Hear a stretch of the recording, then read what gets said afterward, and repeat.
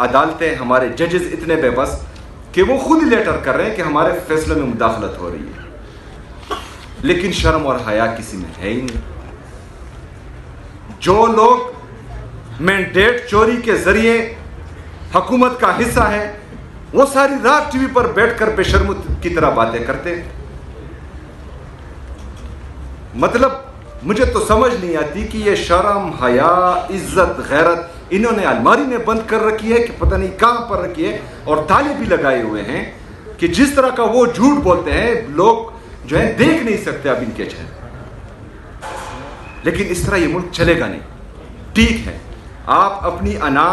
بغض میں ایک آدمی کو تو وہ جیل میں بٹایا ہوا ہے ناحق، اس کی اہلیہ بشرا بی بی کو بٹایا ہوا ہے ناحق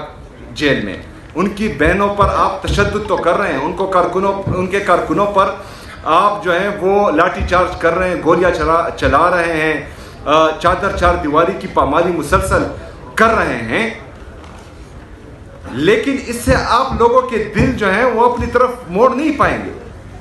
یہ آپ پاکستان کو مزید خراب کریں گے، اس سے جو ہے ادارے مزید کمزور ہوں گے، اس سے لوگوں کے دلوں میں اداروں کے لیے نفرت مزید بڑھے گی،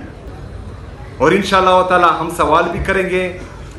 ہم احتجاج بھی کریں گے، ہم اپنے حق کے لیے کھڑے بھی ہوں گے، اور اپنے حق کے لیے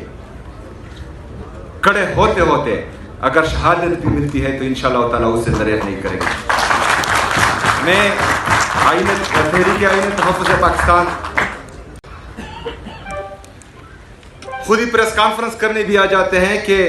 ہمارا لیڈر، ہمارا قائد جناب عمران خان صاحب کہتے ہیں یہ نیشنل سیکیورٹی رسک ہے۔ او بے وقوفوں، یہ نیشنل سیکیورٹی رسک نہیں ہے، یہ آپ کی نیشنل سیکیورٹی کی ضمانت ہے عمران خان صاحب، یہ آپ کی نیشنل انٹیگریٹی کی ضمانت ہے، یہ آپ کی پولیٹیکل اور اکنامک اسٹیبلٹی کی ضمانت ہے۔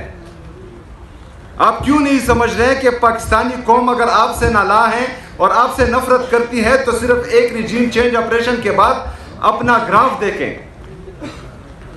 اس لیڈر کے لیے لوگوں کی محبت دیکھیں دل میں۔ 8 فروری کا رزلٹ جو آپ لوگوں نے چینج کیا ہے اور کسی اور کے کھاتے میں ڈال دیا ہے، پتہ تو ہے نا، معلوم تو ہے کہ آپ لوگوں نے کیا کیا ہے، ذرا وہ رزلٹ دیکھیں کہ لوگوں کی پلس کیا کہتی ہے، لوگ چاہتے کیا ہیں۔ اس طرح کے فیصلوں سے پاکستان اگر پہلے آپ لوگ کرتے تھے تو وہ سوشل میڈیا کا دور نہیں تھا، آج سوشل میڈیا کا دور ہے۔ ہمارے کاشف عباسی صاحب نے باتیں کی صحافیوں پر پابندیوں کے اور ہمارے میڈیا چینلز پر پابندیوں کی۔ آج کل تو سوشل میڈیا کا دور ہے، کیا کیا چھپاؤ گے؟ اور پاکستان کی سب سے بڑی اسٹیبلشمنٹ آج کل پاکستان کا سوشل میڈیا ہے، جو پوری دنیا کو حقیقت دکھا رہا ہے، آپ لوگوں کا اصل چہرہ دکھا رہا ہے، جو جن کا کام ہے وہ ان کو بتا رہا ہے کہ آئین آپ کو یہ اجازت نہیں دیتا کہ آپ سیاست میں مداخلت کریں،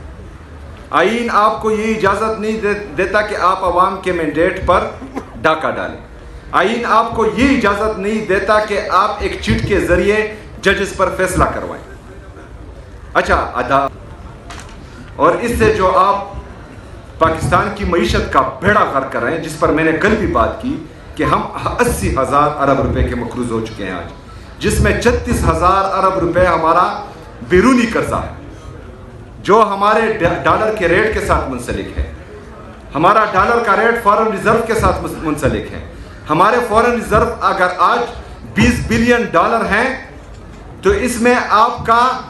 70% حصہ یا I M F, World Bank, Asian Development Bank کے لون کا ہے،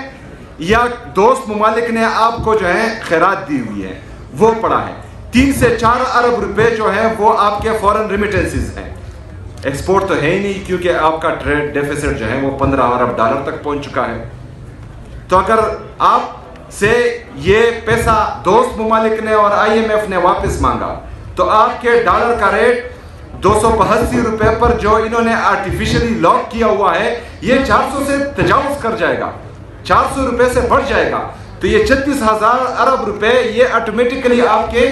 50,000 ارب سے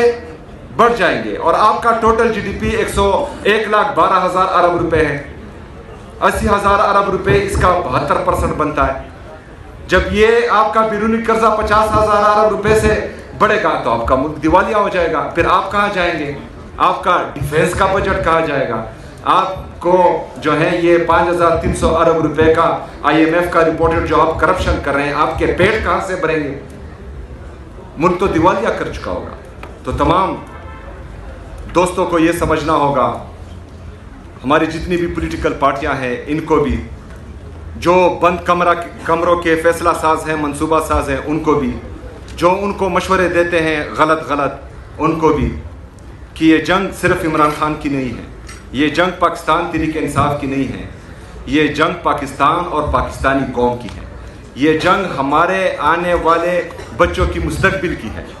اور اس میں صرف اور صرف عمران خان نے ٹیکہ نہیں اٹھایا ہوا کہ اس کا اور اس کا خاندان قربانی دے گا. اس میں ہم سب نے اپنا کردار ادا کرنا ہے، ہم سب نے قربانی دینی ہے،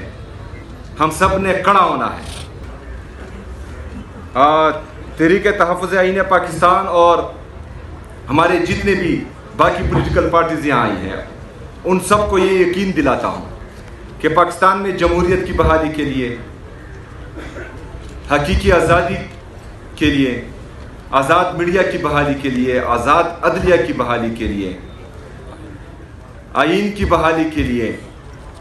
پاکستان کی خودی اور خودداری کی بحالی کے لیے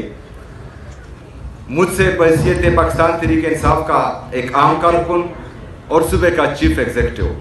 میں آپ کے ساتھ کھڑا ہوں. آپ کے ہر فیصلے میں آپ کے لیے میں آپ کے ساتھ انشاءاللہ تعالی چٹان کی طرح کھڑا ہوں گا اور آپ مجھے پہلے سب میں پائیں گے. شکریہ،